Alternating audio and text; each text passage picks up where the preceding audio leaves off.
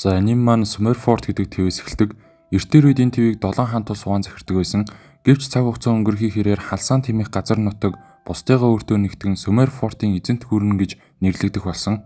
Тэгэд 212 онд хэсэг хүмүүс Лүвент гэх гэр бүлийн өрхийн тэргүүнтэй салах ёс гүйцэтгэн орчуулгын ёслол дээр зогсож байгаагаар бидний үйл явдал эхэлнэ. Энд бидний гол дүр болох Арстай танилцах бөгөөд тэрээр эцгийгээ сүүлчийн цамд нь үдэж байгааг баг зэрэг гонигтайгаар ажиглагч яг энэ үчээс эхлэн өөрөө Лоувентийн овгийн эзэн болж байгаагаа ухамсарлан гэр бүл болон зарцнараа орхин гардаг. Үүний дараа Арс яаж яваад энэ ертөнцид ирснийг бид харна. Тэрээр урд насндаа чөлөө цагаараа зөвхөн PlayStation тоглож өнгөрөөдөг ажилдаа дарагдсан жирийн нэгэн офисын ажилтан байв. Гэтэл нэгэн өдөр гэрээсээ гарч явахдаа зүрхний шигдээсээр үүд болж тэс өөр ертөнцид сэрдэг. Эхлээд тэр өөрийгөө хуучны имлэгт байна. Өмнө нь зогсож байгаа улаан үстийг совилогчин юм байна гэж бодж байлаа. Гэтэл нэг нисдэг нохоо хараад ёстой нэг гайхаж цосрно. Мөн нөгөө эмэгтэй совилогч ус зарц байсан бөгөөд хатагтайтай кофе бэлэн босныг дуулгахын цацуу Арсыг хараад ямар хөөрхөн хүүхдээ хэмээн дуулдаг. Арс тавар дээрх өөрийнхөө тусгалыг хараад мөн л гайхширна. Арс 200 онд төрсөн бөгөөд тэднийх миссион хэмээх мужид амьдардаг байжээ. 3 жилийн дараа бид хүү хэр ухаантай болсныг харна. Тэрээр нас барсныхаа дараа Арс хэмээх хүү болж хойд дүрээ олсон бөгөөд маш хурдан уншиж үчиж сурсан нь түүнд энэ шинэ ертөнцийг таньж мэдгэт нь асар их тус болжээ. Тэр өмнө нь хизээч ийм газрын зураг харж байгаагүй учраас өөр гариг дээр ирчихсэн мэт санагдахын зэрэгцээ энэ ертөнцид нууцлаг үзэгдлүүдийг бүтээдэг ид шид орчин байдгийг анзаарна. Яг л видео тоглоом дотор орчихсон мэт түүний хойд дүрийн амьдрал бүр ч их даваа талтай байсан нь гэр бүл нь язгууртан гаралтай бөгөөд хэдэн мянган оршин суугчтай Ламберт хэмээх жижиг бүс нутгийг захирдаг байв. Гэр бүл нь яг л цайд шиг асар том байсан бөгөөд олон зарцтай бас өдөр бүр хоолыг нь бэлдэж өгдөг хувийн тоогоочтой байлаа. Шинэ амьдралдаа түүнд гомдлох зүйл ганц ч байсангүй. Үүнээс гадна хамгийн чухал нь тэр бусдад байхгүй онцгой өвчтэй байсан юм. Нэгэн өдөр бэлтгэлийн хүрээнд орж ирээд дайчдаас бэлтгэлийг нь үзэж болох эсэхийг асууна. Залуу эзэн дөнгөж 3 настай мөртлөө бэлтгэл сургуульд ихэд сонирхож байгааг тэд гайхавч дуртай зөвшөөрөв. Яг энэ үед нэгэн жадчин шавья унгаж арчаагүй байна гэж загнаж байгааг Арс анзаардаг. Энэ үед Арс өөрийнхөө үнэлж дүгнэх чадвараа ашиглан нөгөө жадчингийн статик болон сул болон даваа мөн нэр насыг нь хүртэл хардаг. Тэр нөгөө залуу руу дөхөж очиод нэрийг нь дуутгаад өөрийнх нь нэрийг мэдэж байгаад залуу ихэд гайхна. Харин Арс түүний гайхсан асуултыг нь үл тоон өмнө ном сум ашиглаж байсан эсэхийг нь асуудаг. Гэвч Миллер хэмээх жинхэнэ дайчид дайсантайгаа ийм холоос толдгүй юм гэд тийм зэвсэг барьснаас үгсэн дээргээд хариулав. Харин Арс түүнийг маш сайн харуулж болно гэдгийг мэдэрч байсан тул ядаж нэг үзээтгэж хэмээн шаалж өрөвдөлтэй харцаар ширцээр байгаа зөвшөөрүүлж нөнгөн. Бусад эрчүүд ч мөн залуу эзэн гуугаад байхад үзээтгэжтэй гэж зоригжуулна. Гэхдээ анхных нь ухраас арай ойроос харахыг зөвлөдөг. Гэтэл Арс түүнийг яг байгаа газараас харахыг хүсэх бөгөөд тэр нь шууд байндаа тусах үед бүгд мөн Миллер хүртэл мэл гайхаж цардаг. Тэр зүгээр л аз байлаа гэж бодоод дахин харуулсан ч бүх сум нь байндаа тусав. Үнэндээ тэр жадтайгаа их муу байсан тул бүгд л түүнийг харуулж болсон дээр юм байна гэцгэн. Миллер ч өөрийнхөө авьяасыг нээж мэдснийхээ дараа саяхан лум сумыг муулж байснаа таг мартан харин ч магтаж гардаг. Бусад дайчид бяцхан хүүгээс Миллерийн энэ авьяасыг яаж мэдснийг нь асуухад Арс үннийг хэлбэл хинч итгэхгүй байх гэж бодсондоо зүгээр л миний зүн совин байсан юм гээд аргалчихна. Түүний энэ чадвар үнэхээр хэрэгтэй зүйл байлаа. Гэвч ямар нэг шалтгаанаар тэр энэ чадвараа өөр төрөөр ашиглаж чаддгүй бөгөөд өөрийнхөө статистикийг мэдхээс ч бас бага зэрэг имээдэг байв. Оройн зоог дээр Арс тоогоочийнхоо хоолыг магтан суутал эцэг нь түүнд хандан Миллерт юу тохиолдсон талаар сонссон гэдгээ маш нухацтайгаар хэлдэг. Арс аваагаа үргэлж ууртай байдаг юм шиг санагддаг болохоор үндэ бага зэрэг айдаг гэдгийг хэлнэ. Ингээд тэр эцгийнхээ статистикийг харахаар чадвараа ашиглалтал аав нь үнэхээр аимшигтэй хүчтэй нэгэн байсан төдийгүй энэхүү гайхалтай чадварынхаа ачаар жирийн тариачнаас язгууртан болтлоо дэвшсэнийг нь олж мэддэг. Эцэг нь түүнд хизээ нэгэн цаг чи энэ газар нутгийн эзэн болно. Харин эзэн хүн бусдын чадварыг таньж мэдэх мэдрэмж заавал байх ёстой учраас энэ зүүн совингоо улам сайн хөгжүүлэхэд захив. Тэгэд тэр магтаал болон өөрийнхөө хоолноос хүүдээ өгөх нь яг л нохоо хоромшуулж байгаа юм шиг харагдана. Гэхдээ тэр чамайг хурдан том болог гэж өгч байгаа юм шүү гэдэг. Тэр өдрөөс хойш Арс эзэнт гүрнийхээ талаар илүү их судалж эхэлсэн бөгөөд Сумерфортын эзэнт гүрний удирдагчид авилгад идэгдэж хаасайгүй тариачдын бослог гарч байгаа тул тимч гэрэл тэрэгдүй түүний хүлээгөөгүй болохыг олж мэддэг. Хэдийгээр олон язгууртнууд бослогыг дарахаар оролдож байгаа ч улс орон жинхэнэ эмх замраагүй байдалд орсон бөгөөд энэ янзаараа байвал эзэнт гүрэн тун удахгүй том хэмжээний дайнд татагдан орхон тодорхой байлаа. Хэрв тийм зүйл болвол тэр өөрийн хүчээ удирдах дайнд явах шаардлагатай болох тул түүнд үргэлж сайн ханддаг байсан хүмүүс болон Ламбертийн ард түмнийг аюулгүй байлгаж чадах болов хэмээн санаа зовж эхэлнэ. Юу ч болсон бай тэр тэднийг хамгаалах ёстой. Энэ зорилгоор тэр шийдвэртэйгээрээ тосгон руу хэн ч танигдахгүй тулд зөсөө хуурган гардаг. Гэхдээ энэ нь тийм ч их нэмэр болсонгүй. Тосгонд очих үед хүмүүс түүнийг маш хурдан таньчихна. Тэрээр хүмүүсийн ур чадварыг шалгах боломжийг ашиглан нэлээдгүй хугацааг өнгөрөөсөн боловч олигтой хүн нэг ч олсонгүй. Дээрээс нь үнэлгээ хийх чадвар нь нүдийг нь маш их ядрадаг учраас түйлдэж унах шахаж байлаа. Амар цуух зуураа тэр нэгэн эмэгтэй залуу хүү гэрээсээ хөөж гаргаж байгааг анзаарна. Хүү энэ нутгийн хүн биш бололтой байсан бөгөөд нэг хүүхэд түүнийг мааллан байна гэж хэлдэг. Тэр Сумерфортын уугуул биш учраас бүгд л түүнийг жигссэн харцаар харна. Түүний ард түмэн далаа нөгөө эргээс энэ төвд ирсэн бөгөөд ихэнх нь боол болон эртгэсэн байжээ. Арс түн дөхөж очиод зүсэм талах санал болгоход тосгоных нь түүнийг яагаад тэр заван маалинд туслаад байгааг нь гайхна. Гэсэн ч тэд түүнийг залуу эзэн Арс байна гэдгийг таньдаг. Хүү талхыг аван шидэж байхдаа үйлж эхлэв. Энэ хооронд Арс түүний статистикийг хараад үнэхээр төгс хэмээр өндөр байгаад нь маш их гайхаж хоцорно. Түүнд ямар ч сул тал байхгүйг хараад Арс түүнийг өөрийнх нь тоглодог байсан Набанага тоглоомын баатар шиг амтан байна. Энэ хүүг алдаж болохгүй гэж боддог. Хүү талах өгсөнд нь талархал илэрхийлээд явхад гайхаж үширсэн Арс араас нь дагаж түүнийг өөрийнх нь зарц болохыг хүснэ. Арсын төлөвлөгөө бол үнэлгээний чадвараа ашиглан шилдэг хүмүүсийг цуглуулж өөрийн эзэмшил газраа хүчрхэгжүүлэх байв. Хүү түүнийг тоглоом хийж байна уу гэж асуухад Арс маш нууцтайгаар өөрийгөө хэн болохыг танилцуулан гэр бүлийнхээ сүлдийг үзүүлж түүний агуу их авяас чадвар мэдрэгдэж байгааг, тиймээс тэр өөрийнх нь зарц болохыг хүсэж байгаагаа хэлв. Дөнгөж сайхан танилцсан мөртлөө яаж түүнийг ингэж мэдэж байгааг хүү гайхан асуухад Арс зүгээр л миний зүн совин гэж хариулдаг. Хүү түүний сайхан сэтгэд маш их талархаж байгаагаа хэлээд гэхдээ маалын хүнийг зарцаараа сонгвол бүгд түүнийг муу хэлэх учраас төвгөө тохыг хүсэхгүй байна гэж тацгалзав. Арс түүнд санаа зовох хэрэггүй гэж хэлсэн ч хүү зөрүүдлсээр яваад өгнө. Гэвч Арс дахиж хизээч ийм статистиктэй хүн олохгүй байж магадгүй гэж бодсон тул түүнийг ингэж явуулахгүй байхаар хатуу шийджээ. Яг тэр үед хүүгэн гэдэс дуугарахад Арс түүнд дахин талах санал болгоно. Үүн дээр нэмээд тэдний гэрт хүссэн бүх хамттай хоолыг нь хийж өгөх тогооч байдаг тухай хэлэхэд хоолны тогоос сонссон хүүгийн бодол өөрчлөгдөнө. Ингээд хүү түүнийг дагаж явахыг зөвшөөрч тэднийг орж ирэхэд асар том зоог засагдсан байлаа. Гэвч зарц хүүд зөвхөн аяхтай шос өгснийг л хараад Арсын уур хурж бас маш ихэд урам нь хуурдаг. Үйлчлэгч хүүхэн уучлал ирж залуу эзэн Арстай ижил хоол өгч болохгүйгээ тайлбарлана. Даамалч мөн түүнийг зөвхөн залуу эзний хүсэлтээр л оруулсан гэдгээ хэлээд хоолоо идэж дуусгаад явахыг шаардав. Бүгд л түүнийг жигссэн харцаар харах бөгөөд Арс тэднийг ятгах чадна гэдэгтээ эргэлзэж эхэлнэ. Гэвтэл тэр бууж өгөхийг хүссэнгүй. Сандлаа бүх хоолтой нь хамт хүүгийн хажууд аваачаад цогтоо ижиж эхлэв. Зарц нар түүнийг болиулахыг оролцсон ч ууртай байгаа Арс энэ хүн бол хүндэт зочин гэж хэлэхэд зарц нар толгойгуудаа уучлахгүйхээс өөр сонголт үлдсэнгүй. Тэгэд нэмж хоол авчирхаар явцгаана. Арс түүнээс тосгонд юу хийж явсныг нь асуухад хүүгийн нэрийг Риц гэдэг болохыг олж мэддэг. Тэр хөлсний зэргүүдийн бүлэгт байсан ч олон найзууд нь тулаанд амь өргөжж бүлгэнд тарсан байна. Түүнээс хойш ямар ч зориггүй тэнүүчилж явсаар энэ газарт иржээ.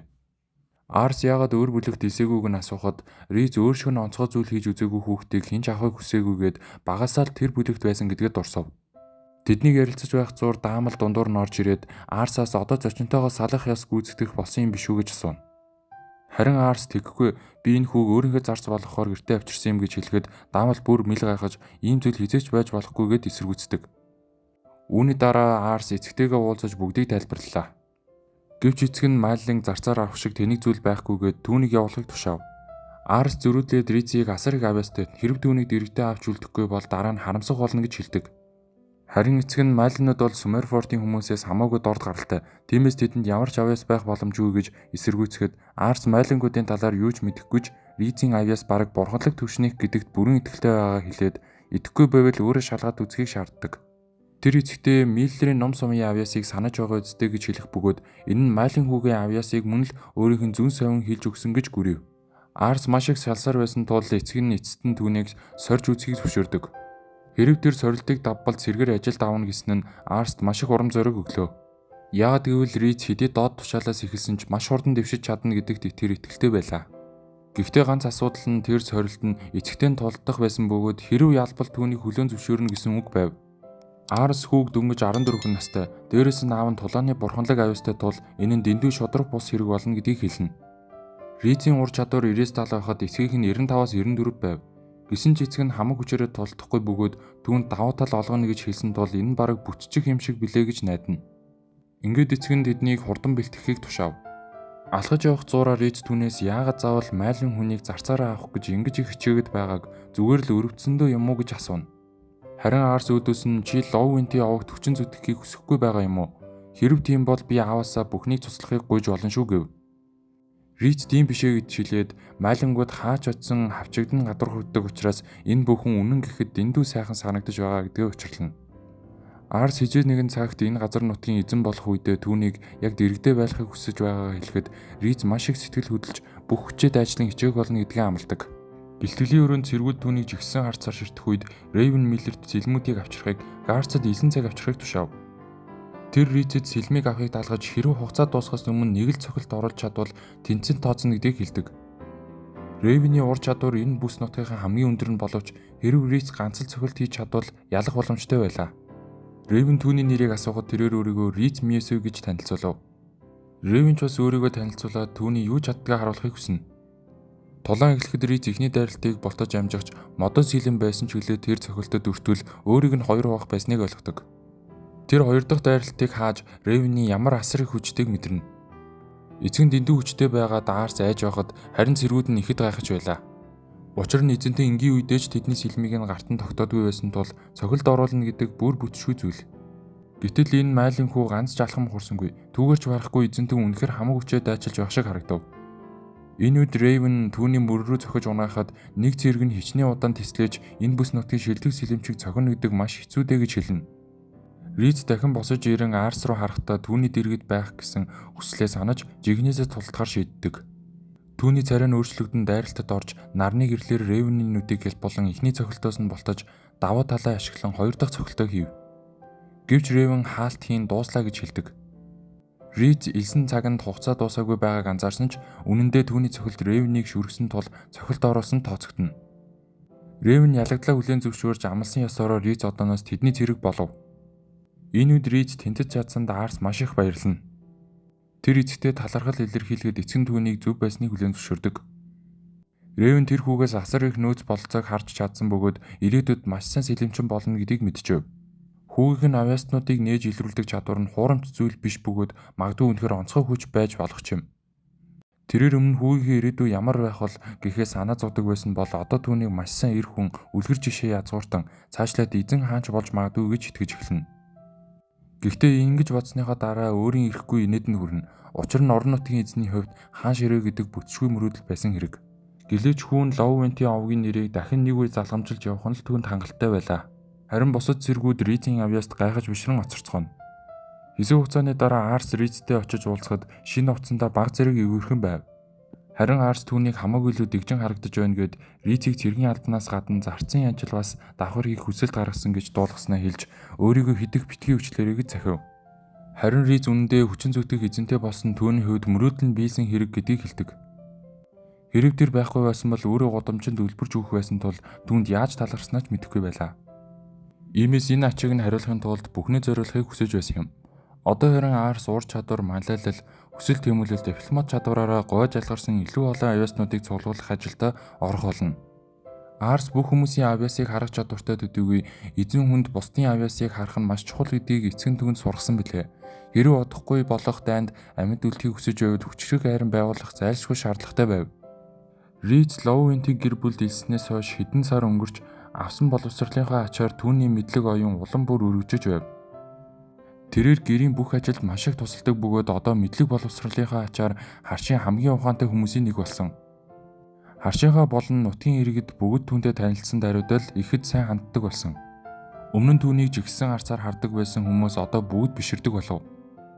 Риц Арс түүх газар зүйн хичээл заахаар ирэх бөгөөд хаалсантын төв нь өөрийн нэг твтэй маш ойрхон байсан нь эд баялаг эрэх мэдл хоримтлуулж бусад нутаг дэвсгэрт нөлөөгөө хэлэхэд нь ихээхэн тус болохыг тайлбарлаж өгдөг.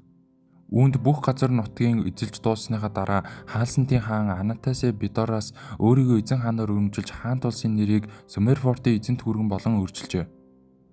Энэ үйл явдал нь 203 жилийн өмнө болсон аж. Гэсэн хэдий ч одоо эзэнт хүрэн маш их зэгтэй байдалд ороод байлаа. Одоогийн удирдагч 8 дугаар Бидораас Роман дөнгөж 8хан настай хүүхэд бөгөөд жинхэнэ эрх мэдлийг гартаа хатгсан төвшмлүүд нь хоорондоо тэмцэлцснээр төв засгийн газрын эрх мэдэл суларсан байв. Удирдлагын энэхүү уналт нь олон бүс нутагт бослог гарах нөхцөлийг бүрдүүлж орон нутгийн захирагчид эзэнтийнхээ эсрэг босож өөрсдийн бие даасан байдлаа улам баттгахснаар байлаа. Одоогоор эдгээр мөргөлдөөнүүд харьцангуй жижиг байгаа ч гэсэн эцэг нь үүнийг зохицуулах шаардлагатай болно гэж Арс бодно. Хизээ нэгэн цагт маш том дайн дэгдэх нь тодорхой бөгөөд тэр үед өөрийн хүч чадлаа ашиглахын тулд гоц авьяастай хүмүүсээр өөрийгөө хүрээлүүлэхээр бэлтгэх хэрэгтэй байлаа. Хэдийгээр дотроо тийм байдалд хүрэхгүй байгаасаа гэж хүсэж байсан ч үдэ. Тэр Ризээс том мөргөлдөөн хаана гарч магадгүй гэж бодож байгааг асуухад тэрээр Мисиум мужид гарч магадгүй гэж хариулав. Учир нь тус мужийн захирагч Саламакя бие мотой хөшин хүн бөгөөд хэдхэн жилийн дотор нас барах нь тодорхой байлаа. Ууг нь бол ууган хүн бүхнийг хөлөөж авах ёстой боловч асуудал нь отхон хүн хамаагүй илүү авьяаслаг байсан захирагчид хинэн залгамжлагч байх ёстой вэ гэдэгтээ эргэлзээ төрүүлжээ. Хэрв тэр шийдвэрээ гаргаж амжаагүй байхдаа нас барвал дайн дэгдэх бөгөөд бүр шийдвэрээ гаргаад өгсөн байлаач хоёр ах トゥ хоёулаа залгамжлахыг хүсэж байгаа нь тодорхой тул мөргөлдөөн гарах нь гарцаагүй байв. Эцэг нь аль нэг талыг сонсох хэрэгтэй болно гэдгийг ухаарсан Арс маш их санаа зовно. Рицийн хэлснээр Ревен эзэнтэй ууган хүн өглөн авах хэрэгтэй гэж үздэгч Ревен Мисиум мужийн захирагчид шууд хариулагддаг учраас аль талд нь орох нь түүнээс хамаарахгүй байлаа. Ингээд бид мууч бүр дүүргэдэд хуваагддаг бөгөөд Ламберт нь Канари дүүрэгт хариулагддаг болохыг эндээс харна. Ревен бол дүүргийн захирагчийн харьяанд ажилладаг хүн. Хэдийгээр Арс өөрийнхөө үнэлэх чадвараа ашиглан хэнийг дэмжихээ шийдэж болохч эцсийн шийдвэрийг дүүргийн захирагч гаргах болно. Түүнээс гадна эцэг нь сэрүүн тунгалаг байхад Арс өөрөө дөнгөжл жаахан хүүхэд. Түүн туслан хүн одоогоор Ризээс өөр байхгүй. Өөр хүн ч Иесус амжаагүй байв. Гэхдээ Риз үүнийг маш том боломж гэж харж байлаа. Учир нь зэвсэгт мөргөлдөөний үеэр онцгойрч чадсан язгуурт нь тушаал дэвшдэг бөгөөд үүний тулд тэд хүчрхэгжих хэрэгтэй. Риз түүнийг хамгаалахын тулд үргэлж хажууд нь байх болно гэдгийг хэлж Арсыг тайвшруулна. Ингээд тэд энэ ажил тохирох хүмүүсийг хайж эхлэх цаг нь болжээ. Хоёулаа гэрээсээ гартал эцэг нь бэлтгэл хийж байгаатай таарна. Сүүлийн үед эцэг нь өдөр бүр маш их бэлтгэл хийх болсон нь дайн дэгдэх гэж байгааг мэдэрснийх байв. Аав нь түүнийг дахиад лот руу явах гэж байгаа эсэхийг асуухад Арс илүү олон авьяаснуудыг хайж болохоор явах гэж байгаагаа хэлв. Ер нь бол Арс одоо авьяастангуудын ангуучл гэсэн үг. Эцэг нь түүнд ид шидээр мэрэгсэн хүн олохыг зөвлөнө. Учир нь удахгүй болох тулаануудад ид шид хамгийн чухал нөөц болох хэдий ч өөрөө үүнийг сайн ашиглаж чаддаггүй. Дээрэс нь зарц нарын дунд шид мэддэг хүн цөөхөн байсан ч нэг их онцгой биш байлаа. Эд шид дөнгөж тулааны хувь заяаг эргүүлж чадах тул ийм чухал үүрэг гүйцэтгэдэг байна. Арс нэг удаа эцгийн гуйлтаар шид ашиглаж шидэд олдуураар хүчээ хэмжүүлж байснаа санана. Гэвч үр дүн нь дэндүү ичмээр байсан тул эцэг нь дахиж хизээч түүнээс шид үзүүлэхийг шаарддаггүй юм. Эцэг нь түүнээс сайн үр дүн хүлээж аваагаа хэлж хоёул хот руу мориор хөдлөлөө. Ризийг морь унд чаддагт Арс бас л гайхна. Риз зэрэгтэй эд шидд нэмэх нь маш том давуу тал болно гэдгийг хэлэхэд Арс түүнтэй 100% санал нийлж байлаа. Өөрийн гэр бүл хийгээд Ламбертийн ирээдүйн төлөө төгс нэр дэвшигчийг олох нь төлөв чухал. Канари дүүрэгт ирэх үед Арс ихэд сэтгэл хөдлөнө. Учир нь энэ газар 50,000 орчим орсон суугчтай тул төгс ичэддэн олно гэдэг урт хугацааны шаардах ажил болоход нь тодорхой байв. Тэднийг цааш явах зуур Риз Канарын шилтгэн нь Пис гэр бүлийнх бөгөөд тэд л энэ газрыг захирдаг болохыг хэлж өгөв. Дүүргийн хүмүүс нэлээд чинэлэг харагдаж байгааг Арс анзаарч Ламбертийн ард түмнийг бас л ийм амьдралтай болгохон гэж хүснэ. Тэрээр хайж буй хүнээ олохын тулд цаг алдалгүй орчноо ажигласан ч олигтой хүн огт олцсонгүй. Удаан алхсны эцэст тэд амархаар сув. Хүн бүр өөрийн гэсэн статик ур чадварын түвшиндээ байдаг. Товчхондоо тэд тоотой байлаач зөв ур чадваргүй бол ямар ч нэмэргүй гэдгийг Арс тайлбарлана. Дөнгөжл эхэлж байгаа учраас өөрийгөө хитбитий хүчлээрэй гэж Риз түн зөвлөв. Хэсэг хугацааны дараа гудамжаар алхаж явахдаа Арс маш ядуу өрөвдөлтэй байдалд орсон хүмүүсээр дүүрэн нэгэн нарийн гудамжийг олж харна. Ойртож очиход Риз эд баялаг хаана вэ тэнд ийм байдалд орсон хүмүүс л байж л байдаг. Хөгжил цэцэглэлт нь өөрийн тэгш бус байдлыг бий болгодог юм гэж хэлнэ. Арс тэдэнд туслахыг хүсгээд Риз үүнийг маш сайн ойлгож байлаа. Эцсийн эцэст Арс өөрийг нь яг ийм нөхцөл байдлаас аварсан. Гэвч харамсалтай нь одоогийн нөхцөлд Арс эдгээр хүмүүсийг аврах хүч байхгүй нь үнэхээр өрөвдмөр байв. Тэрээр хотын өнгөн талын хөгжил цэцэглэлтийг хараад хотод хамгийн азгүй хүмүүс нь хүртэл өөрсдөө аваад явчихдаг байх таа гэсэн гинэн бодол тээж байснаа хэлдэг. Тэгээд Ризэд ийм сайхан идеал бүхийн хаант тусыг байгуулах хүсэлтэйгээ бас энэ хүмүүсийн дундаас хайж буй авьяаснаа олгосон гэсэн мөрөөдлөө болцдог. Риз дүнд хүчин төцөж байгаагаараа бахархаж байна гэж хэлэхэд Арс баг зэрэг ичингүүрнэ. Гэхдээ удалгүй хэн нэгэн малгайтай цамц өмссөн хүн тэднийг нууцаар ажиглаж байгааг бид хардаг. Хамгийн даван захт нь очтол нэгэн худалдаачин Арс лууны өндөг зархаар ятаж эхлэв. Арс луу унаад явж байна гэж мөрөөдөн энэ ертөнцид луу байдаг юм байна гэж гайхширан балмагдаж бүр 3 өндөг авна гэж улаардаг. Худалдаачин эдгээр өндгийг маш ховор хойд зүгийн худалдаанаас авчирсан гэж ярина. Гэвч Риц түүнийг зогсов. Учир нь тэр хойд зүгийн худалдаа өнгөрсөн жил зогссныг мөн хулгайн замаар л оруулж ирэх боломжтойг сайн мэдэж байлаа. Түүнээс гадна лууны өндөг дулаан орчин байхгүй бол хаагдаггүй. Хамгийн гол нь хүнд ч тийм их өндөг байх боломжгүй гэдгийг мэдчихэв.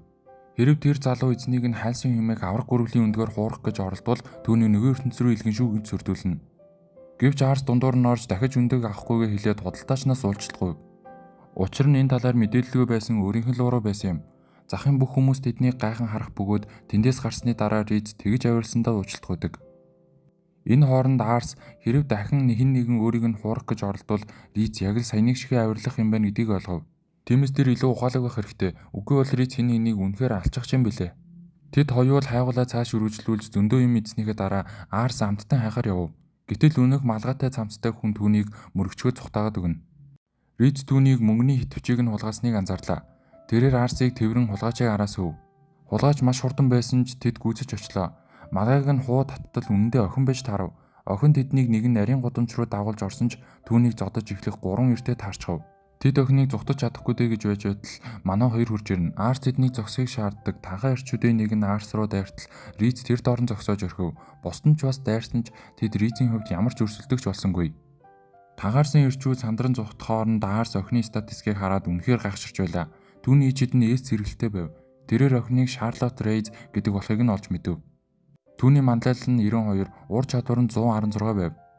Гэтэл тэр дүмж 11 настай байлаа. Ур чадвар нь эцэгтэй нийжил төвшөнд байсан ч бусад үзүүлэлт нь маш бага байв.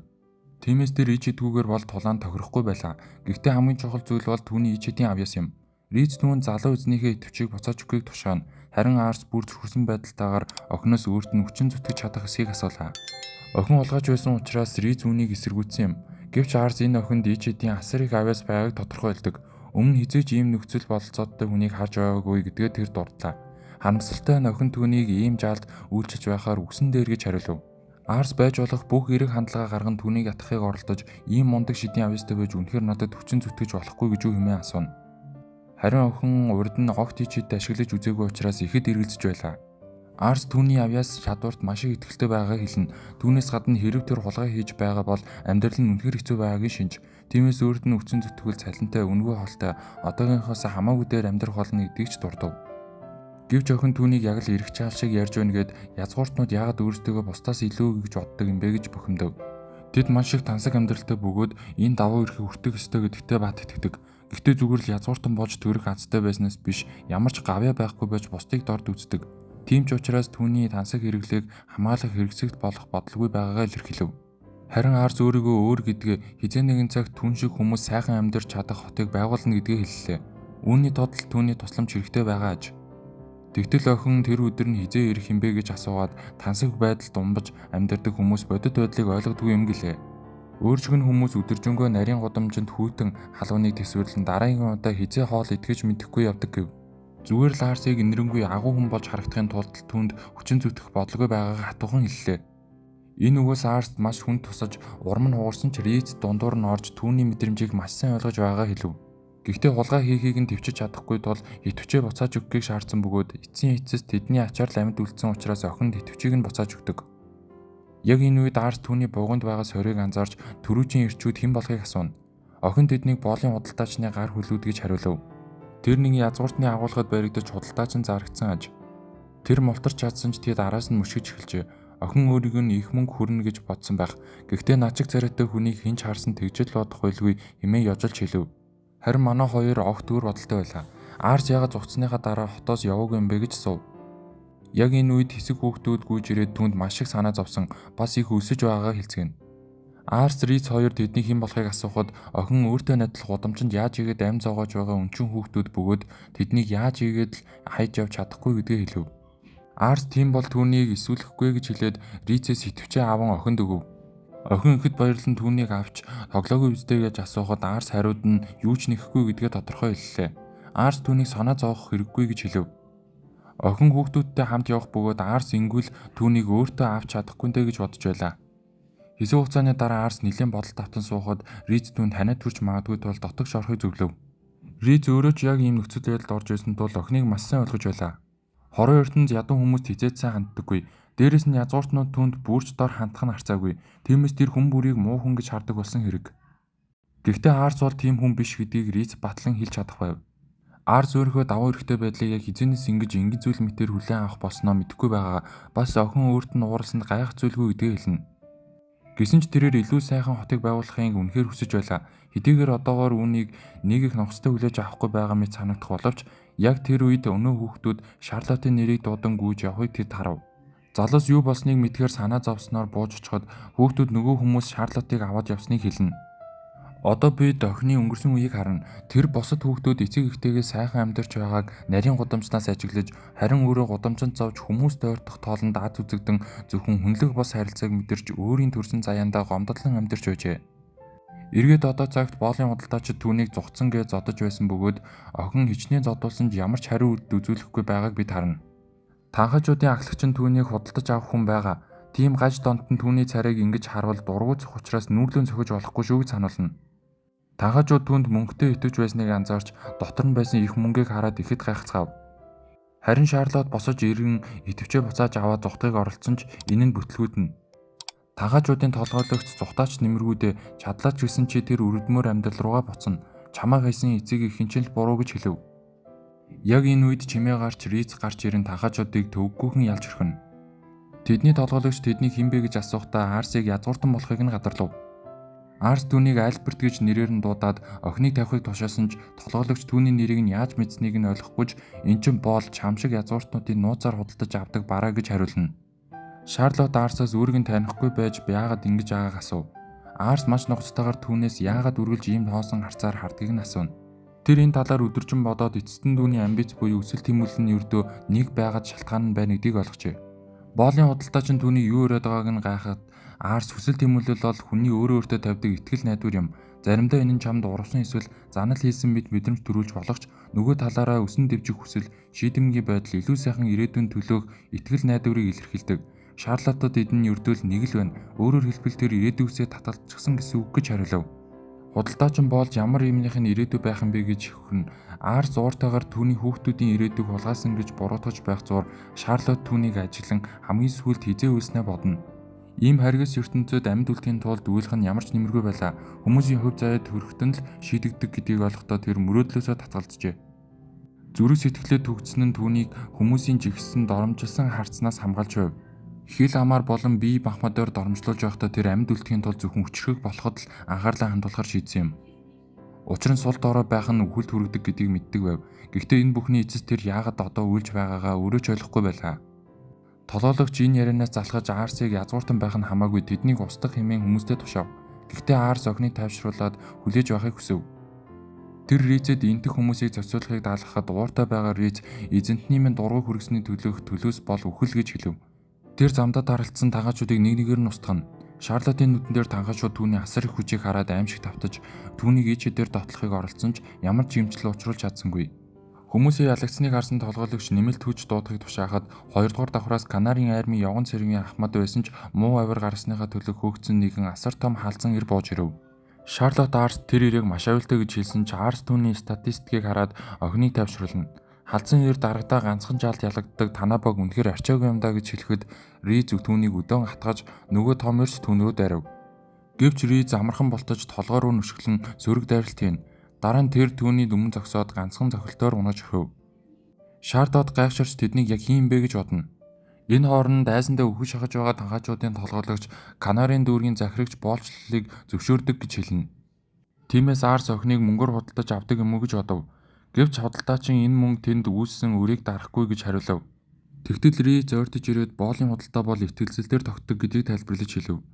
Тэд яасан ч охиныг авч явж чадна.